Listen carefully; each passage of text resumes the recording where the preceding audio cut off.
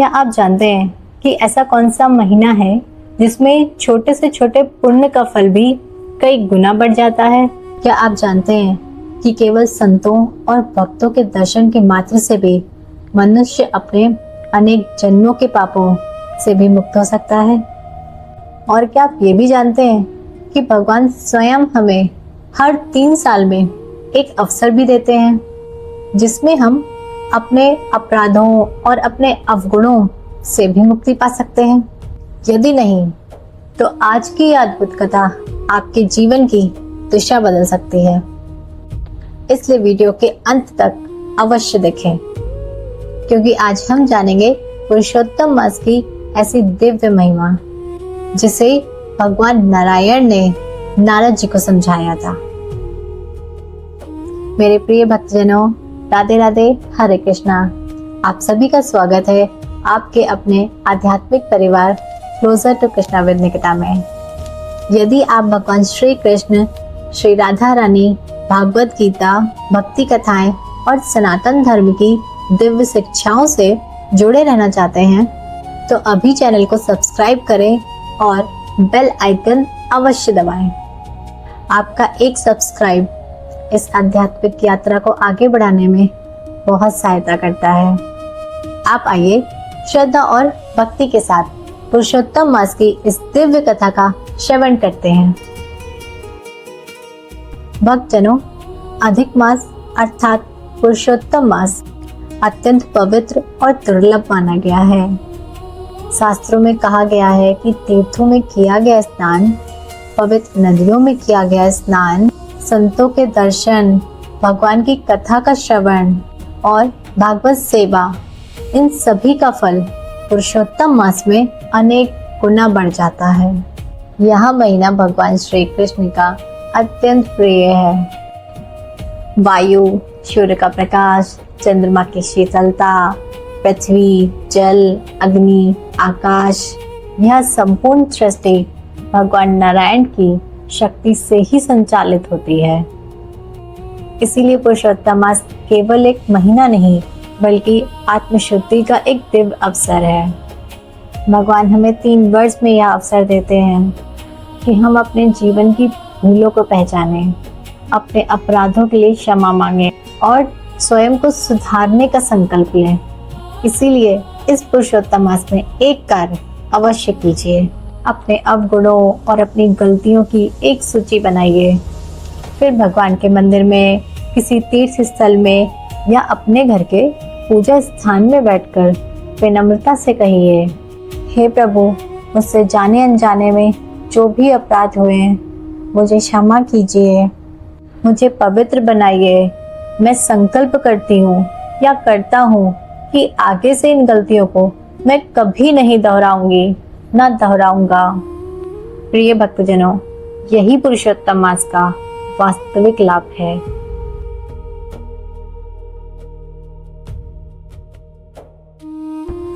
एक बार देवर्षि नारद जी ने भगवान श्री हरि नारायण से प्रश्न किया, हे प्रभु, पुरुषोत्तम मास का वास्तविक फल क्या है? इसकी महिमा कितनी महान है?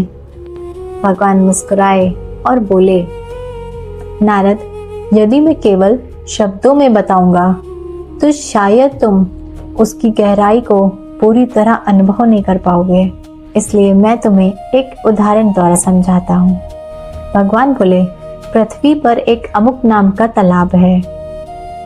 उस तालाब में रहने वाली एक मछली से जाकर के पूछो कि पुरुषोत्तम मास का फल क्या है। नारद जी को बड़ा आश्चर्य हुआ। उन्होंने सोचा, मैं देवर्षि होकर एक मछली से प्रश्न करूं, लेकिन भगवान की आज्ञा थी, इसलिए वे तुरंत पृथ्वी पर उस तालाब के पास पहुंचे। तालाब में एक मछली थी। नारद जी ने उसे प्रणाम करके कहा, हे मत्स्य देवी, भगवान की आज्ञा से मैं आपसे पूछने आया हूँ कि पुरुषोत्तम मास का फल क्या है। मछली अत्यंत प्रसन्न हुई। उसने कहा, नारद जी, आपके दर्शन पाकर मैं धन्य हो गई। फिर उसने सामने स्थित एक गौशाला की ओर संकेत करते हुए कहा, वहां एक गाय अभी अभी बछड़े को जन्म देने वाली है। आप उस बछड़े से जाकर पूछिए। इतना कहकर मछली ने अपने प्राण त्याग दिए। नारद जी चकित रह गए। वे तुरंत गौशाला पहुंचे। गाय ने एक सुंदर बछड़े को जन्म दिया। नारद जी ने उस नवजात बछड़े से वही प्रश्न पूछा। बछड़ा भी अत्यंत आनंदित हुआ। उसने कहा, हे नारद जी, आपके दर्शन पाकर मैं धन्य हो गया। फिर उसने सामने एक वृक्ष की ओर संकेत करते हुए कहा, भक्तजनों, आगे की कथा पूरे ध्यान से सुनना। उस वृक्ष पर एक सुख तोते का बच्चा अभी जन्मा है। आप उससे जाकर के पूछिए। यह कहकर उसने भी अपने प्राण त्याग दिए। अब तो नारद जी और भी अधिक आश्चर्य में पड़ गए। वे उस वृक्ष के पास पहुंचे। वहां एक नन्हा तोता था। नारद जी ने उससे पूछा, हे बालक, पुरुषोत्तम मास का फल क्या है? तोते का बच्चा बोला, हे नारद जी, आपके दर्शन से तो मैं कृतार्थ हो गया। फिर उसने कहा, अभी अभी इस नगर के राजा के यहाँ एक पुत्र का जन्म हुआ है। आप उससे जाकर के पूछिए। इतना कहकर उस तोते के बच्चे ने भी प्राण त्याग दिए। अब नारद जी घबरा गए। वह सोचने लगे, मैं जिससे भी पूछता हूँ वह प्राण त्याग देता है। लेकिन भगवान की आज्ञा थी, इसलिए वे राजा के महल की ओर चल पड़े। राजा ने नारद जी का भव्य स्वागत किया। जब नारद जी ने अपनी जिज्ञासा बताई, तब नवजात राजकुमार को उनकी गोद में लाया गया। भगवान की कृपा से यह बालक बोलने लगा। नारद जी ने तुरंत कहा, पहले यह बता दो। बालक मुस्कुराया। उसने कहा, जय हो नारद जी, आपको प्रणाम। नारद जी ने तुरंत कहा, प्राण त्यागने से पहले ये बता दो, पुरुषोत्तम मास का फल क्या है?